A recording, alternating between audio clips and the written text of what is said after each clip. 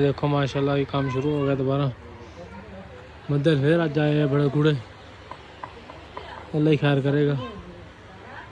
माशाल्लाह ये काफ़ी ज़्यादा कम खिंच हो गया। कमरा 27 तैयार हो रहा है कहना नू। देखो कैसी चलाई हो रही माशाल्लाह, बिल्कुल सफाई दे नाल, कोई मिट्टी गारा नहीं लगन दिया। इनू कहते सफाई, इनू कहते कारागिरी। तो जोड़े भैन मिस्त्री लाते हैं ना बिच अन्ने वाह गारा दीवारां दी असीं कर देंगे मिनट बाद माशाल्लाह। हाँ बिल्कुल जी बिल्कुल, चस आ गई कि सोहना काम करते पे, दिल भी खुश होंदा यार वाकई मिस्त्री ने काम किया है। जोड़े मगरों लाते साल तो बगैर आ देख 22 मिनट बाद साल लाते ताकि यार दरवाजे दौर ना साल तो बगैर ना जाए। साल बहुत ज़रूरी है। बिल्कुल विंडो की हुण जी धार आ रही है ना बिल्कुल सीधी आ रही, इधरों भी तो उधरों भी दोनों की। नहीं तो यार पुराने बाबे मिस्त्री से बस गिट्टा मेन के ला देंगे गल वेखी। हाँ सीधा हो गया ठीक है, ना होया तां भी कोई रौला नहीं, गिट्टा ना मेनते सी।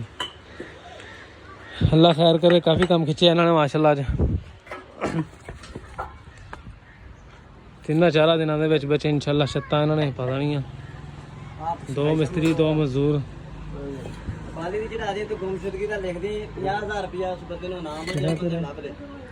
हाँ बाली नहीं, बाली का गुआचिया होया उस्ताद जी। इट्टां भी साजी आई रह गई, सवेरे ट्राली एक होर आऊगा। किस चीज़ का बंदा लभ्या हो? बंदा अच्छा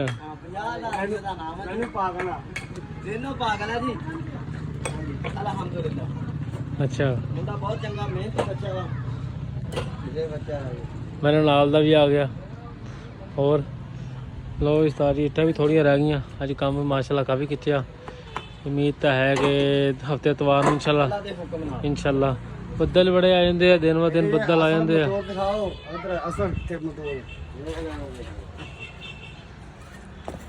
लो इस तार जी छत्तां इंशाल्लाह हफ्ते एतवार तक आ जाएंगियां, तैयार हो जाएंगियां। इधरली दीवार भी खिंचती, यह दरवाज़ा आज ही रखा वा, सारी बांह पुछ के लंघदी दरवाज़ा क्यों रखा।